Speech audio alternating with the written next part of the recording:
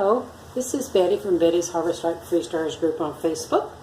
I just had a cycle with one tray of Chili Con Carne, no beans. Came from a number 10 can from Costco. This tray is 1/3 of the can. It looks really good. Definitely looks dry.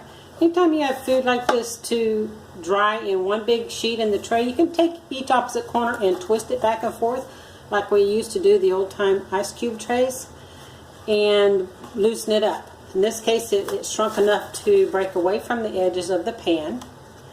Let me bring this up closer to the camera so that you can see that. There's a couple of darker splotches here, and sometimes that'll represent areas that are still damp. So let me take a look at that. Break it into a smaller piece. You can see.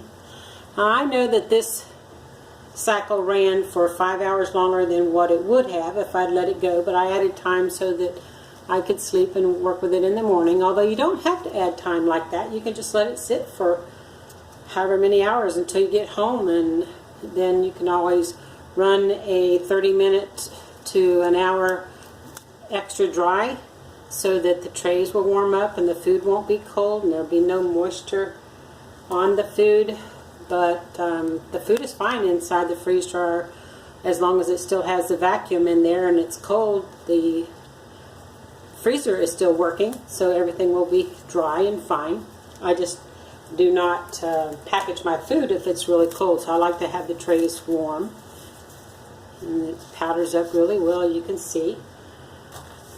The other trays were different foods. I had some cream of chicken soup and some green beans in this as well. Now what I've done is taken my Mylar bags, the 1 gallon size, and used a hair flat iron to seal a strip right down the center of the bag. What it's going to do is create 2 1-quart bags. You can see that. And I already have this one. I took a gallon size Anchor Hocking jar that I was going to use to make kombucha in, but I used some larger jars. So what I did was I set that bag inside the jar, had my funnel on top of that, and you can just take and start putting your foods right into the funnel. You have an option. You can pour this freeze-dried food into a bowl or container, break it up, or powder, whatever, depends on your food. This Chili Con Carne doesn't have any beans, but it does have a little bit of meat.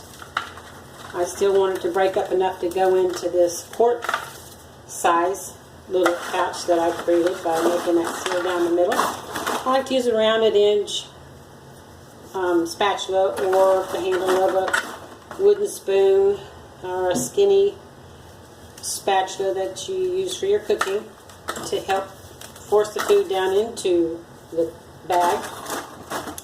I already had put my oxygen absorber inside the bag. Now typically what I would have done was use a 9-hour freeze and a 10-hour dry on most foods, but on liquids I like to use a 10 to 12-hour freeze and a 10 to 12-hour dry, because you definitely want your liquids and other foods really totally dry at the end, but liquids seem to take longer. So I've got that one side filled, and I'll open this other side, put the funnel in there. And what I like to do is to put my spatula down in there and kind of open up the pouch, because sometimes it likes to collapse on itself. And just take and put the rest of your food in the other side. And you don't have to use the same food on each side either, because they are 2 separate bags. Works great. If you'd like to learn more about freeze drying at home using the Harvest Right Home Freeze Dryer, come check out my Facebook group, Betty's Harvest Right Freeze Dryers group. We would love to have you. The link will be down in the description box below this video. So, thank you so much for watching. You have a great day.